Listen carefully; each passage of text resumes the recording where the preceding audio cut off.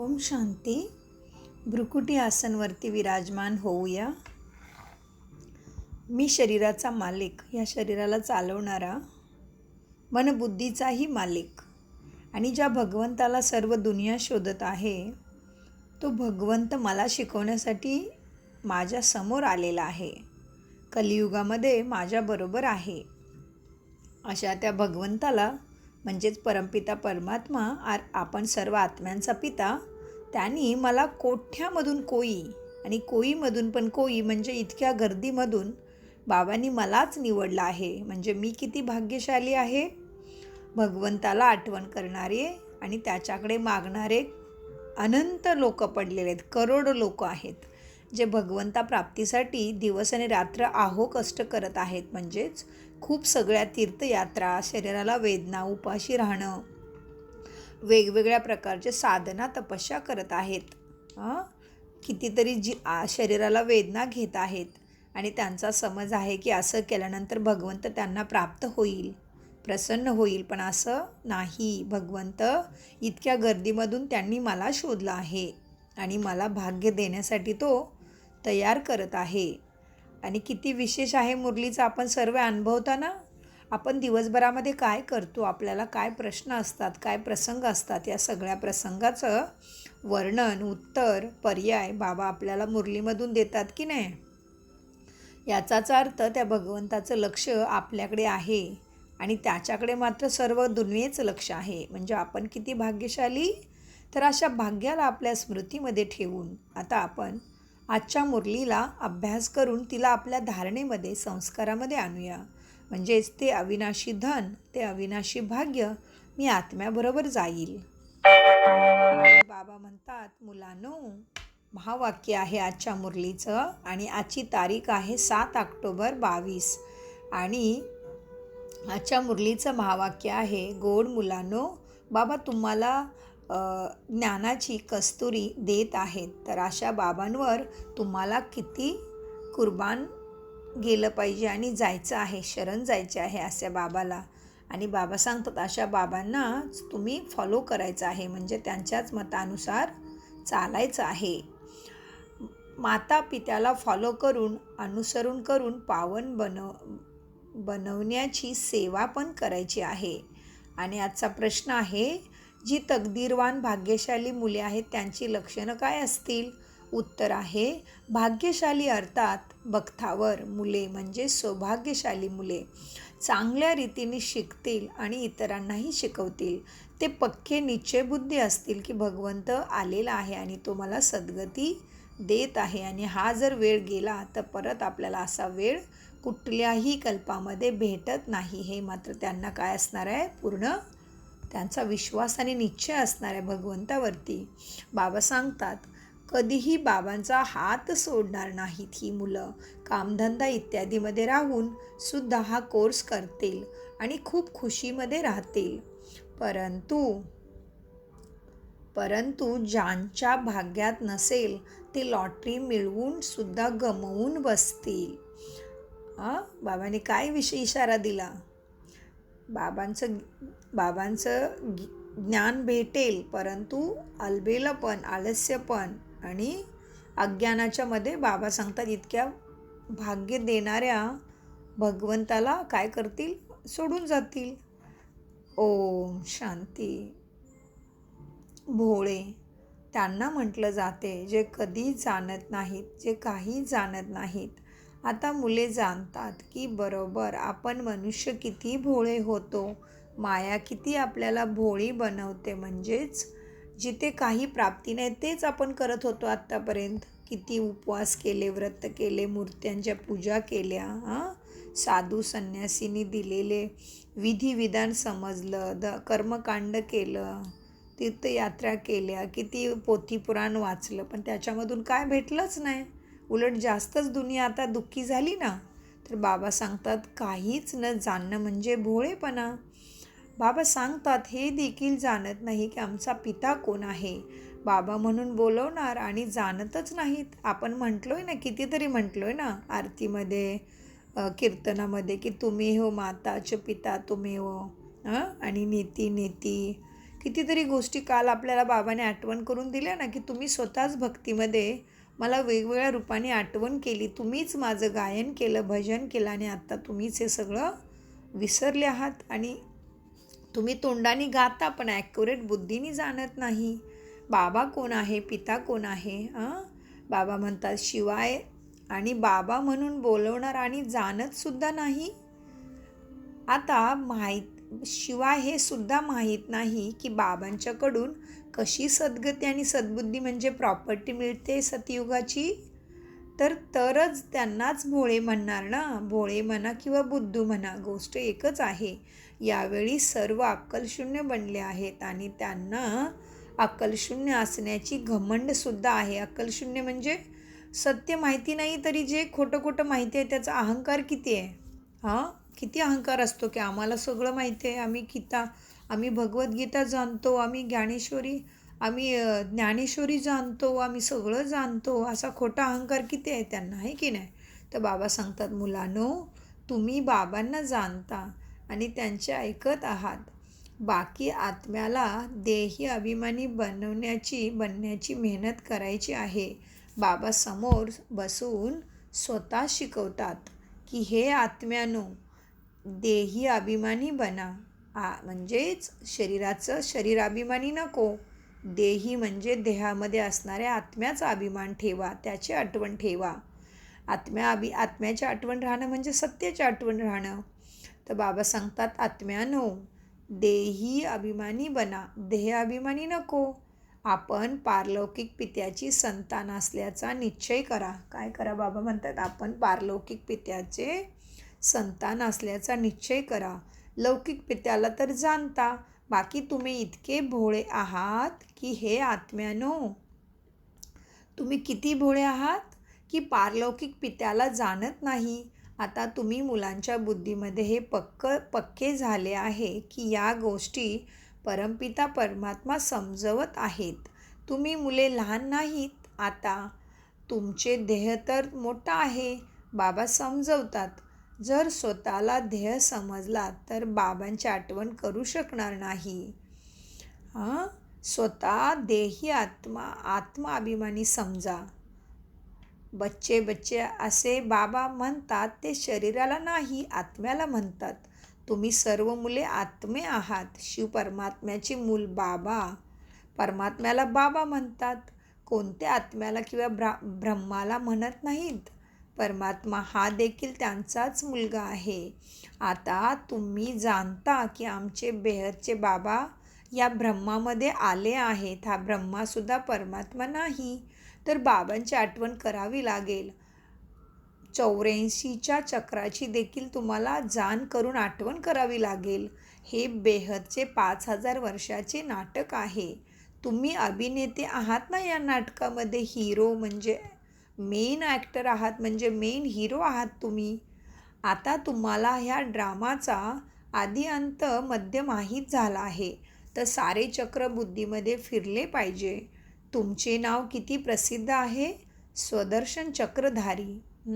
स्वतःचं दर्शन आपल्याला माहिती झालं आहे ना, की आपण सतयुगामध्ये काय होतो, त्रेतामध्ये आपण काय केलं आणि द्वापार युगामध्ये आपण काय होतो आणि आता आपण कलियुगामध्ये आणि त्याच्यानंतर आत्मा परमात्म्याचं मिलन झालं तेव्हा आता संगम युगामध्ये आपण काय आहे हे आपल्याला माहिती आहे ना. तर बाबा सांगतात, नंतर भविष्यात तुम्ही चक्रवर्ती राजा बनता.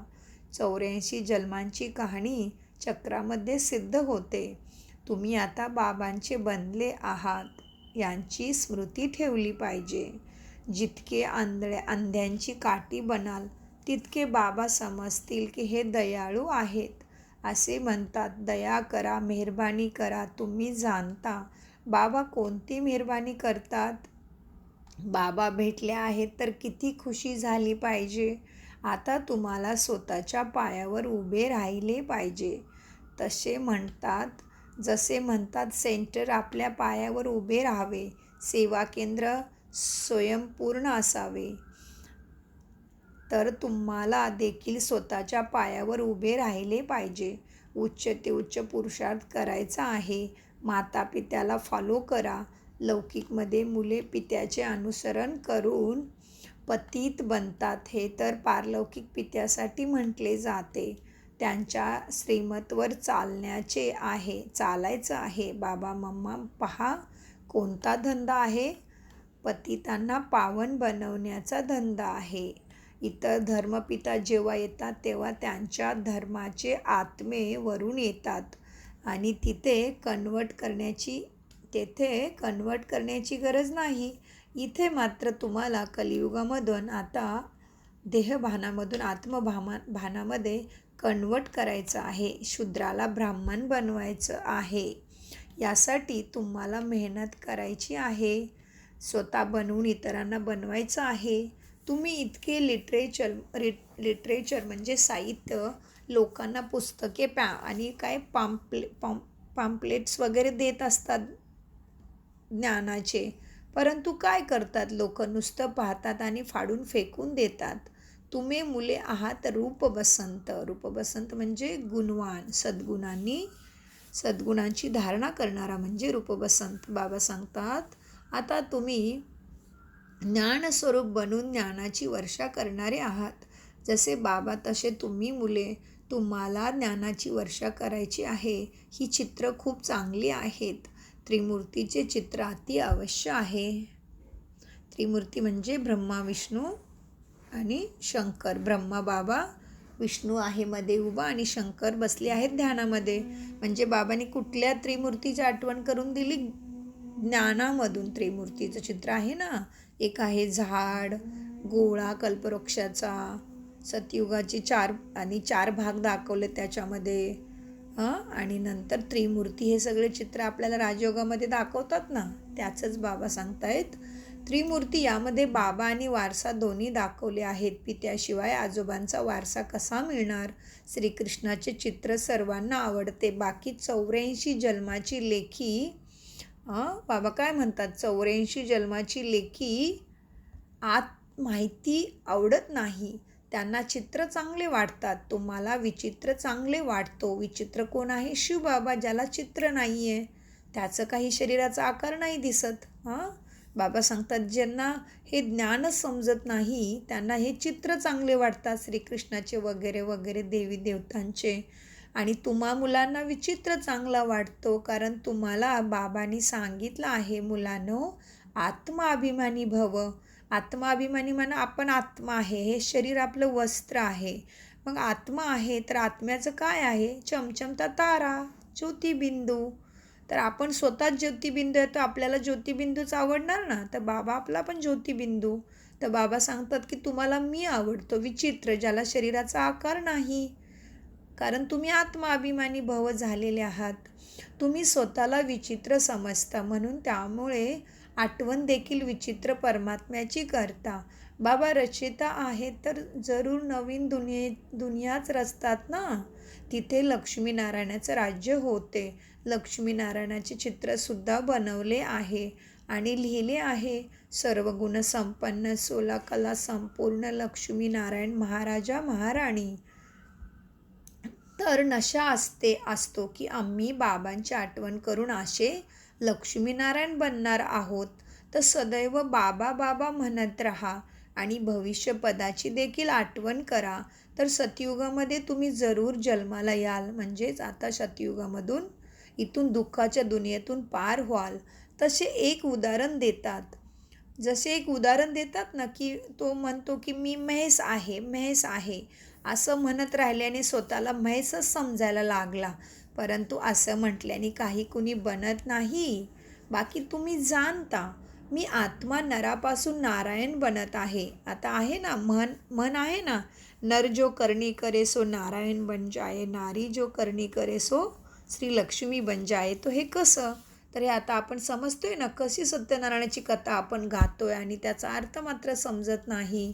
तर बाबा सांगतात आता तुम्ही जाणलं आहे ना, मी आत्मा नरापासून नारायण बनत आहे. आता भिकारी म्हणजे बेगर आहे. ही किती आश्चर्याची गोष्ट आहे. जिथे एकटा तर राज्य करणार नाही ना. सतयुगामध्ये देवी देवता तुम्ही सगळेच असणार ना.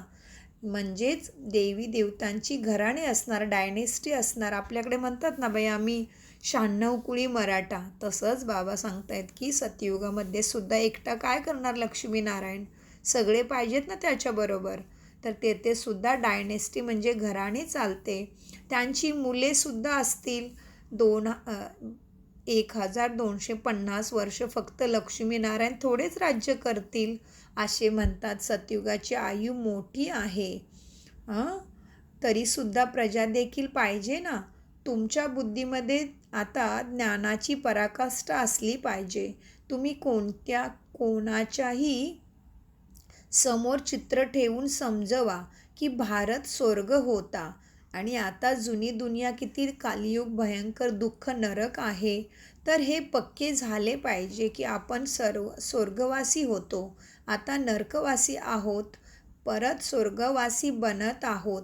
सतयुगामध्ये लक्ष्मीनारायण, त्रेतामध्ये रामसीताचं राज्य होते.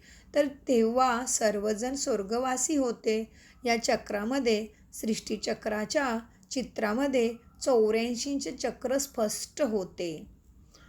बाबा सांगतात हे सगळं तुम्ही समजून सांगायला पाहिजे.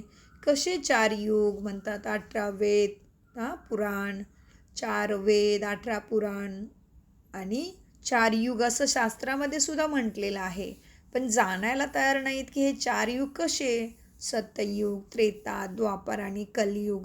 तर हे सगळं बाबा सांगतात तुम्ही सगळ्यांना समजून सांगायला पाहिजे, कारण तुम्ही समजलेले आहात. बाबा सांगतात झाडाच्या चित्रामध्ये मग कसे पूजनीयपासून अधोगती होते आणि पुजारी बनतो हे सिद्ध होते.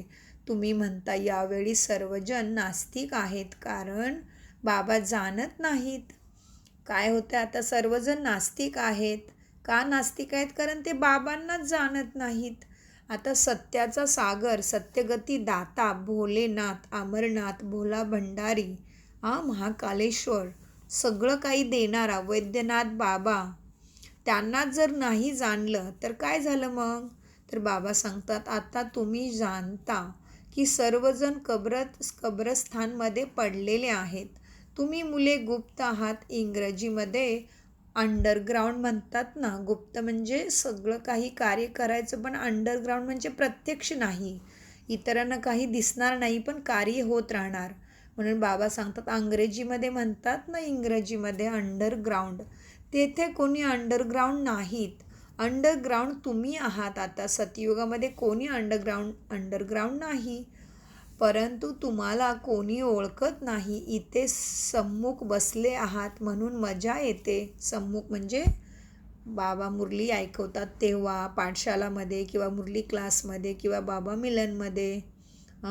तर बाबा सांगतात इथे सम्मुख बसले आहात तर तुम्हाला मजा येते, कारण बेहदचे बाबा बसले आहेत ना. परमधाममधून येऊन ब्रह्मामध्ये प्रवेश करून तुम्हाला शिकवतात. म्हणून तुम्ही जेव्हा सम्मुख बसता तेव्हा मजा येते. बाबा सांगतात चक्राचे रहस्य समजवतात.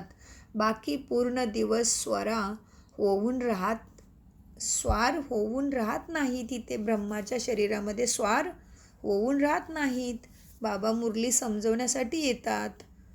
बाकी दिवसभर काय ब्रह्माच्या शरीरामध्ये स्वार नाही होत. बाबा म्हणतायत मी सेवा करतो. मुलांचे नाव प्रसिद्ध होण्यासाठी मी ब्रह्मामध्ये प्रवेश करतो. तर बाबा म्हणतात मुलांनो, स्वदर्शन चक्रधारी भव, शंखधारी भव. शंखधारी म्हणजे हे आपल्याला जे ज्ञान प्राप्त झालेलं आहे आणि आपल्याला जी भगवंताची, परमात्मा शिवबाबाची छत्रछाया प्राप्त होत आहे, हे ज्ञान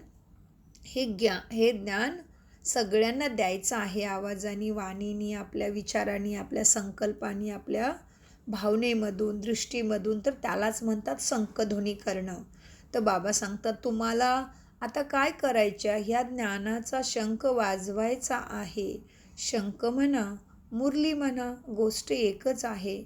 त्यांनी श्रीकृष्णाची मुरली दाखवली आहे. श्रीकृष्ण तर रत्नजडीत मुरली वाजवतात, खेळ खेळण्यासाठी वाजवतात. तिथे या ज्ञानाची मुरली नाही. कुठे? सतयुगामध्ये. तुम्हा मुलांना हे बुद्धीमध्ये ठेवायचं आहे की जसा कल्पापूर्वी सतयुगामध्ये पाठ बजावला होता तसाच आता बजावणार.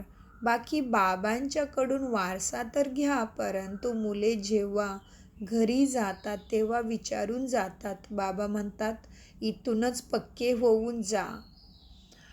कामधंदा इत्यादी भलं करा, परंतु आठवण करत राहा. एका सेकंदापासून सुरुवात करा. जसे बरेच जण लग्न केल्यानंतर देखील हे कोर्स शिकतात, तुम्ही सुद्धा कामधंदा करत हे शिका. बाबा म्हणतात, बरीच मुलं काय होतं दुनियेमध्ये सुद्धा लग्नसुद्धा करतात आणि तरीसुद्धा शिक्षण पुढे चालू ठेवतात आणि मोठ्या पदावरती जातात ना, पण ते ह्या सांसारिक गोष्टी झाल्या. तर बाबा सांगतात, तुम्ही सुद्धा कामधंदा करा. घर चालवण्यासाठी किंवा आपला स्वतःचा चरितार्थ चालवण्यासाठी सर्व कामे करा आणि ह्या कोर्स पण करा. कारण जे आपण काय आत्ता करत आहे ते बरोबर येणार नाही. मग काय येणार आत्म्याबरोबर? आपले चेतना आहे, स्प्रिट आहे ना. म्हणूनसाठी लोक म्हणतात ना बोलण्यामधून, दॅट्स अ स्प्रिट. आता स्प्रिट म्हणजे आत्मा. तर आपल्या आत्मा बॅटरीमध्ये हे सगळं बरोबर जाणार आहे. बाकीचं तर ध्येयसुद्धा इथेच सोडायचं आहे. मग ध्येयाच्या अवतीभोवती ज्या गोष्टी जोडलेल्या आहेत त्या तरी आपल्याबरोबर कशा जातील विचार करा. तर आपण जे कर्म करतो, जे दुआ, आशीर्वाद, भाग्य जमा करतो तेच आपल्याबरोबर येत असतं. तर बाबा सांगतात, कुमार कुमारीसाठी तर खूप सोपे आहे, फक्त हे बुद्धीमध्ये राहायला पाहिजे. मीरा तो एक शिव बाबा, दुसरा ना कोई. ब्रह्मासाठी असं म्हटलं जात नाही. बाबा विचारतात, कधीपासून निश्चय झाला बच्चे? जर निश्चय आहे तर अशा बाबांना कधीही सोडायचं नाही.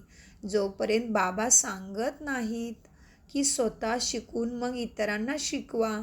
तुम्हा मुलांना खूप खूप खुशी झाली पाहिजे की आम्हाला कोण भेटला आहे. काय सांगतात बाबा, किती खुशी झाली आहे पाहिजे. ज्याला सर्व दुनिया शोधत आहे तो मला भेटला आहे. अरे वा, माझं भाग्य.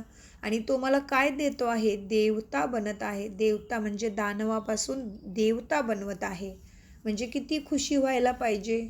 तर बाबा सांगतात, जसे गरिबाला लॉटरी लागली तर ते वेडेसुद्धा होतात, परंतु इथे तर मुले कामधंदे गेले की हे विसरून जातात बाबांना आणि ह्या ज्ञानाला सुद्धा. जर बाबा समजतात तर बाबा समजतात. इतकी मोठी लॉटरी दिली मुलांना तरी किती वेडे आहेत, विसरतात. भाग्यातच नाही. जेव्हा तेव्हा तर म्हटले जाते, बख्तावर म्हणजे श्रेष्ठ नशीबवान पाहायचे असतील तर इथे पहा, इतका मोठा भगवंत भेटला आणि त्यालाच विसरतात. बाबा म्हणतात, कल्पानंतर बाबा भेटला आहे.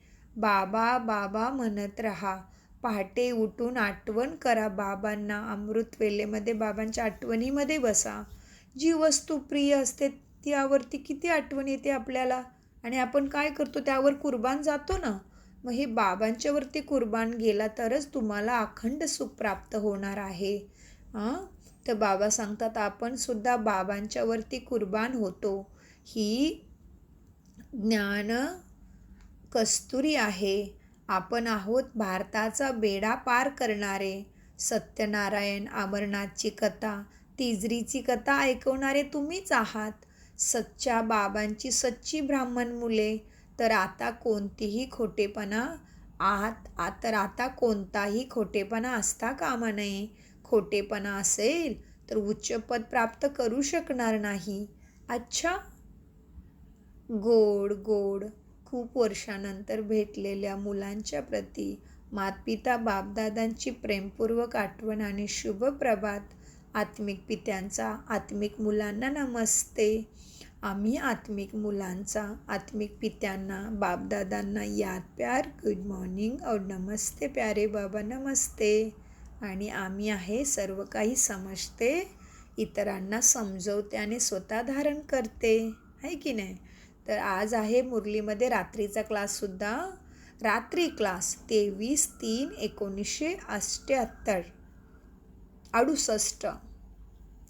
बाबांनी समजवलं आहे, अशी प्रॅक्टिस करा. इथे सर्व काही पाहत असतानासुद्धा ह्या ड्राम्यामध्ये तुम्ही तुमच्या जीवनाचा कर्तव्य कर्म करण्याचा पाठ बजावत असतानासुद्धा बुद्धी बाबांमध्ये गुंतलेली असावी.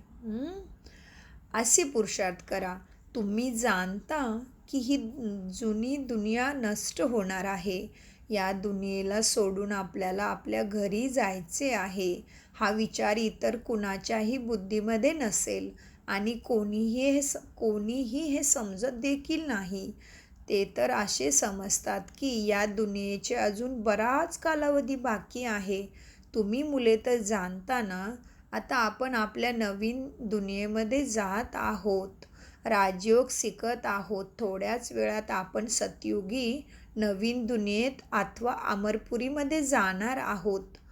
आता तुम्हाला निश्चय आहे ना? आता तुम्ही बदलत आहात.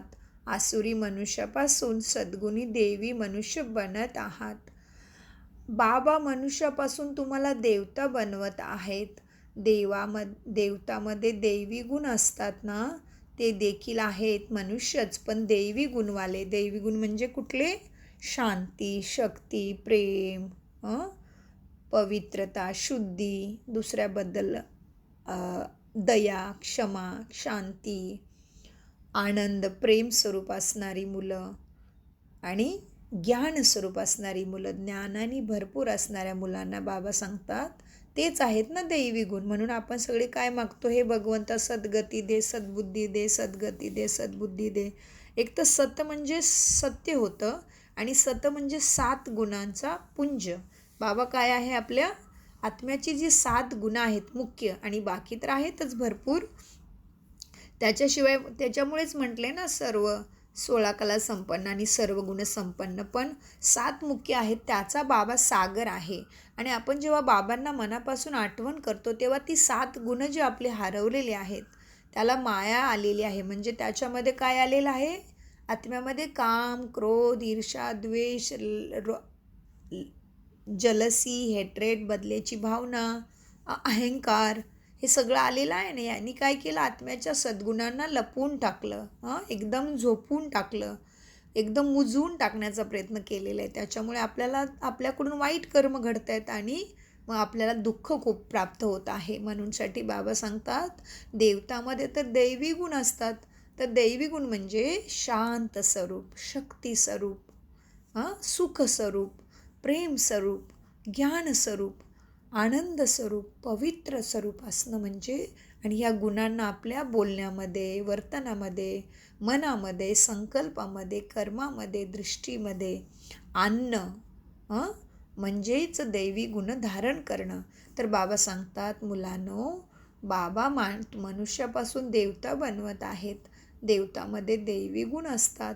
ते देखील आहेत मनुष्य, परंतु त्यांच्यामध्ये दैवी गुण, आता हे मनुष्य आहेत, यांच्यामध्ये दैवी गुण नाहीत. इथल्या मनुष्यामध्ये आहेत फक्त आसुरी गुण. आसुरी म्हणजे आत्माच्यामध्ये गुणांचा सूर नाही. मग काय आहे? आसुरी म्हणजे खराब गुण, वाईट गुण, दुर्गुण. दूर म्हटलेलं आहे बघा, कसं म्हटले? दुर्गुण. शब्दामध्येच किती ज्ञान आहे पहा. दुर्गुण म्हणजे आपल्याला सुखापासून, आपल्या माणसांच्यापासून दूर घेऊन जाणारा स्वभाव म्हणजे दुर्गुण, आहे की नाही? तर बाबा सांगतात इथल्या मनुष्यामध्ये आहेत आसुरी गुण. तुम्ही जाणता हे आसुरी रावण राज्य मग राहणार नाही. आता आम्ही दैवी गुण धारण करत आहोत. आपल्या जन्मांतरीची पापे देखील योग बळाने भस्म करीत आहोत. योग बळ म्हणजे कसे काय पापे भस्म होतात? कारण परमपिता परमात्मा शिवबाबा आहे पाप कटेश्वर, काटेश्वरम, भोलेनाथ. तर बाबा काय करतात? भोलेनाथ बनून आपण त्यांच्याबरोबर जेव्हा मनबुद्धी लावतो तेव्हा खरोखर आपल्या आत्मा शुद्ध व्हायला लागते. आपल्यालाही ते संगममध्ये बाबांच्या छत्रछायेचा आणि कुठल्याही गोष्ट आली तरी पण सुखाचा अनुभव व्हायला लागतो.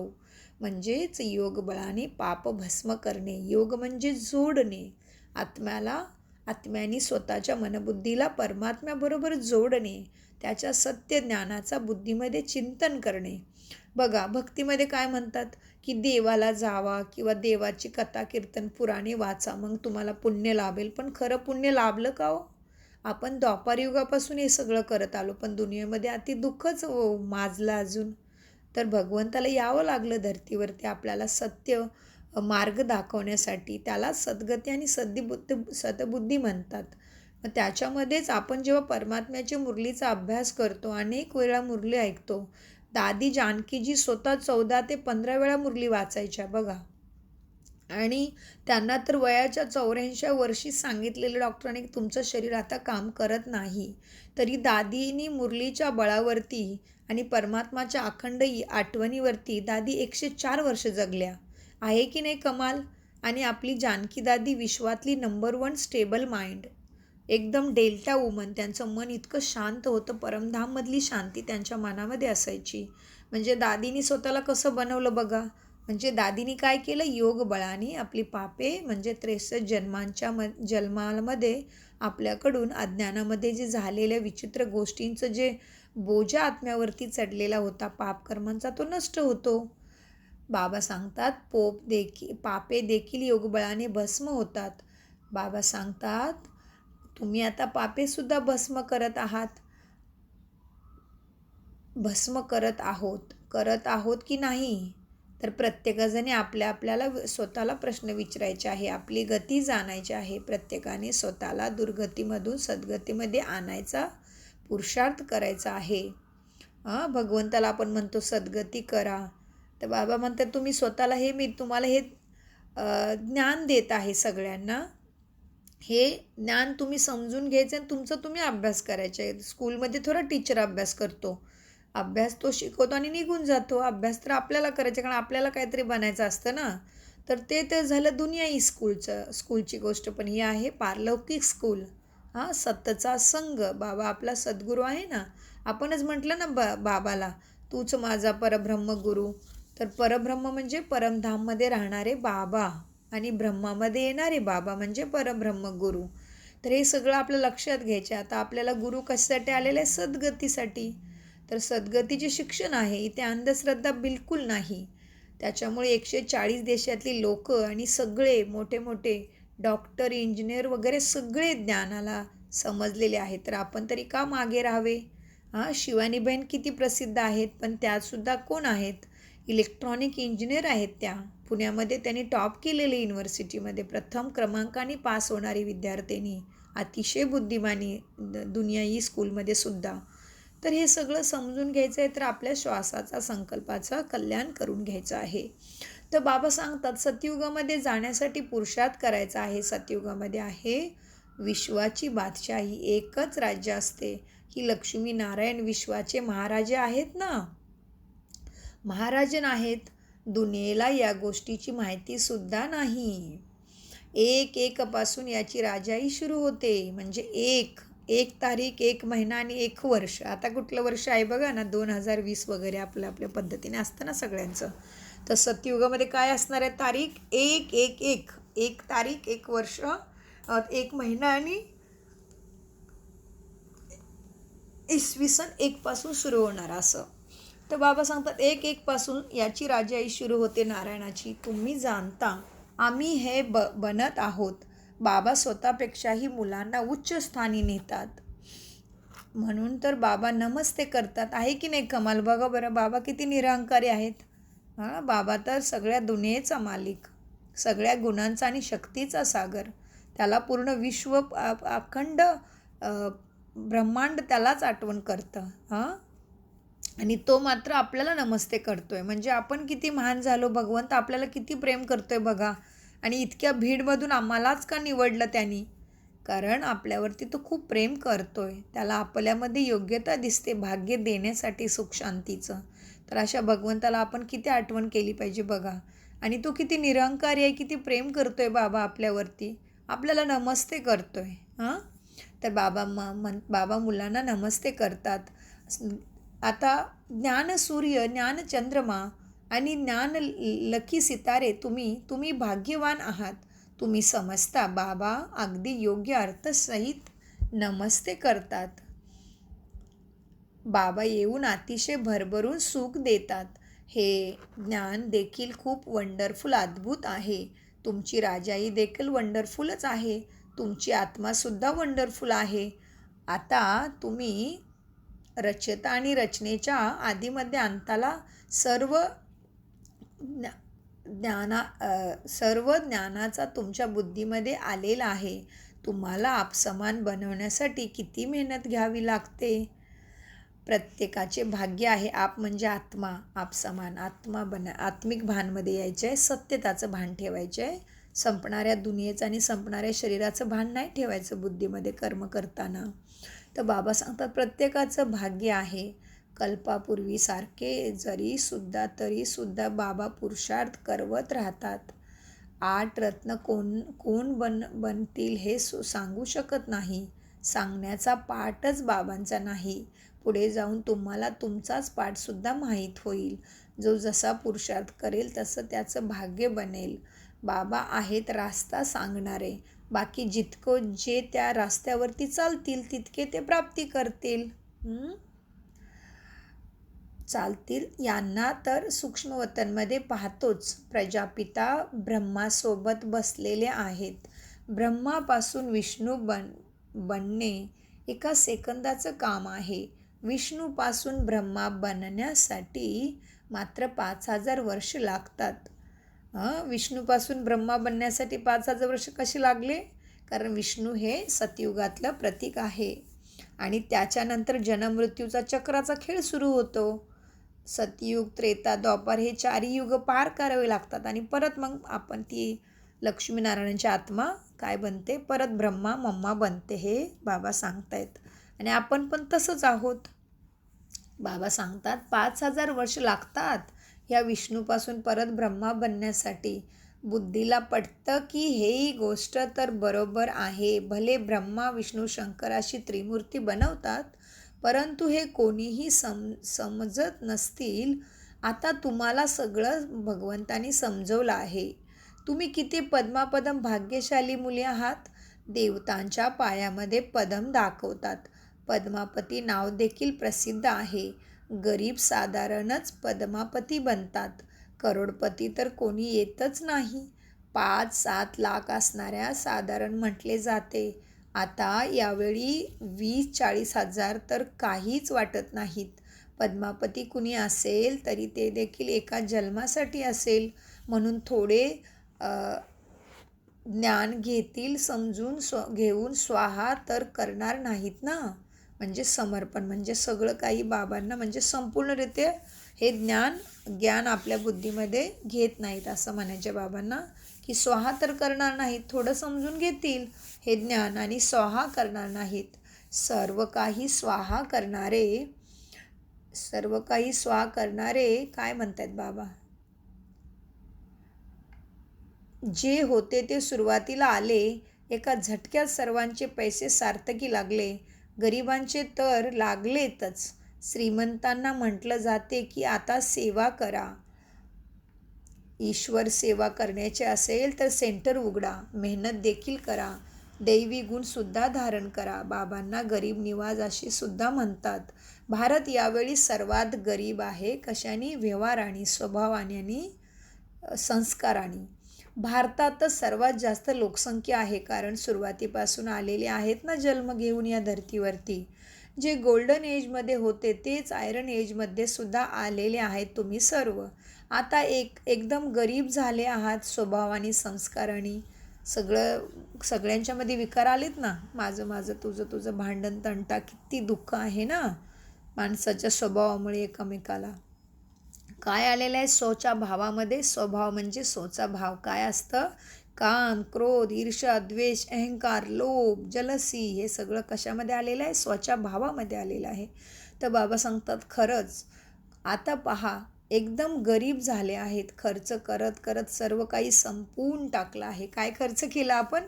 आपल्या आत्म्याची जी बॅटरी भरलेली होती ना आत्ता आपण संगम युगामध्ये, ते आपण सतयुगापासून त्रेतामध्ये आलो. जन्म घेत जन्म मृत्यूचा खेळ खेळत परत त्रेतामध्ये, सतयुग, त्रेता, द्वापार, परत कलियुगमध्ये आलो आणि आपल्या आत्म्यामध्ये जी शक्ती होती ती संपली. आता परत भरत आहे आपण बाबांच्याकडून. तर बाबा सांगतात खर्च करत करत सर्व काही संपवून टाकले आहे. बाबा समजवतात आता तुम्ही पुन्हा देवता बनत आहात. निराकार भगवान तर एकच परमपिता परमात्मा शिवबाबा आहेत. बलिहारी एकाचीच आहे. इतरांना समजावून सांगण्यासाठी तुम्ही किती मेहनत घेता, किती चित्र बनवत असता. पुढे चालून खूप चांगल्या रीतीने समजत जातील. ड्राम्याची टिकटिक तर चालतच राहणार. ह्या ड्राम्याची टिकटिकीला तुम्ही जाणता सर्व दुनियाची ॲक्ट हुबेहूब अचूक कल्पकल्प रिपीट होत राहते. ज्याप्रमाणे सूर्य आकाशामध्ये येतो आणि परत जातो हे तर कधीच नाही थांबणार ना, त्याप्रमाणेच सतयुगाचं आणि कलियुगाचं हे चक्र कधीही थांबत नाही. सेकंद चालत राहते. बाबा या सर्व गोष्टी समजवतात तरी देखील म्हणतात, मन मना भव, मज एकट्याचीच आठवण करा. म्हणजे माझ्याबरोबरच बुद्धीचा योग लावा, म्हणजे तुम्हाला माझ्यामधून शक्ती येईल. बाबांची आठवण करा. कोणी पाणी किंवा अंगातून अग्नीतून चालत जातात, त्याचा काय फायदा? यामुळे वय थोडेच वाढणार आहे. अच्छा, याच्या अग्नीतून चालले, पाण्यातून चालले तरी तुमची सद्गती थोडी होणार आहे, तुमच्यामधले पाप थोडे भस्म होणार आहेत. तर बाबा सांगतात यामुळे वय थोडेच वाढणार आहे, मृत्यू तर येणारच ना. अच्छा, गोड गोड खूप वर्षानंतर भेटलेल्या रुहानी मुलांना बाप दादांची प्रेमपूर्वक आठवण आणि शुभ रात्री. कारण रात्रीचा क्लास चालला ना. आणि धारणेसाठी मुख्य सारांश आहे, आपण गोड मुलांचा बापदादांना खूप खूप आठवण आणि याद प्यार. आणि धारणेसाठी आहे, सच्चे ब्राह्मण बनायचं आहे. आता आपल्यामध्ये कोणताही खोटेपणा ठेवायचा नाही. सुदर्शन चक्रधारी बनून शंखध्वनी करायचा आहे. कामधंदा करत असतानाही हा कोर्स करायचा आहे. नंबर 2, बाप समान दयाळू बनून आंधळ्यांची काठी बनायचं आहे. माता पित्याला फॉलो करण्याचा उच्च पुरुषार्थ करायचा आहे. माता पिता कोण आहेत? ब्रह्मा बाबा आणि शिवबाबा. आपल्या पायावरती उभं राहायचं आहे, कोणालाही आधार बनवायचा नाही. म्हणजे असं नाही की मला थोडंसं शांती द्या, मला थोडंसं सुख द्या, असं नाही. स्वतःच्या आत्म्यामध्ये सगळं आहे, हे चार्ज करायचं आहे. आणि बाबा सांगतात वरदान बघा. भगवंताने आपल्या डोक्यावरती हात ठेवला, असं चित्रण करा मनपटलवरती. सद्गुरूंनी मला वरदान दिलं आणि त्याच्यामुळे मी बाबा जसे मला बनवण्यासाठी आलेले आहेत भगवंत, तसा मी बनलो सुद्धा. कसा? सोलाकला संपूर्ण, सर्व गुण संपन्न, संपूर्ण निर्विकारी, मर्यादा पुरुषोत्तम, अहिंसा परमधर्म मी बनलो, असं स्वतःला चित्रण करा आणि वरदान घ्या. अच्छा, मुरलीचं वरदान आहे, सदा हाजूराला हाजीर समजून साथ असल्याचा अनुभव करणारे कंबाइंड रूपधारी भव. विश्लेषण आहे वरदानाचं. मुले जेव्हापासून स्नेहाने बाबांची आठवण करतात तेव्हा समीप आणि साथ असल्याचा अनुभव करतात. मनापासून बाबा म्हणा आणि दिलाराम हाजीर होईल. बाबा नेहमी तयार आहेत तुमच्यासाठी. म्हणून बाबा हाजीर म्हणून म्हणतात, हजुरा हाजीर आहे म्हणूनसाठी म्हणतात हाजिरा हुजूर आहे. म्हणजे तुम्ही मनापासून आठवण केली तर बाबा खरोखर येतो, आपल्याला मदत करतात बाबा. आम्ही तर हर सेकंदाला ह्याचा अनुभवसुद्धा करतो आहे. पण ज्या दिवशी अलबेला बनतो ना, अमृतवेला नाही करत आहे, मुरली नीट व्यवस्थित नाही ऐकत आहे, तर मात्र त्रास होतो. हे पण अनुभवाला येत आहे. म्हणजे बाबांच्या छत्रछायाखाली राहणं आणि त्यांच्या आठवणीमध्ये राहणं आणि मग सगळी कर्म करणं हे ब्राह्मणांचं आद्य कर्तव्य आहे. कारण बाबा किती वेळा सांगतात, मुलांनो हे तुमच्यासाठी युद्धाचं मैदान आहे. माया आणि रावणाबरोबर तुमचं बॉक्सिंग आहे, हे लक्षात ठेवा. बाबा सांगतात आता पुढे, स्नेहाच्या विधीने प्रत्येक स्थानावर आणि प्रत्येकाला जवळ हजर होतात.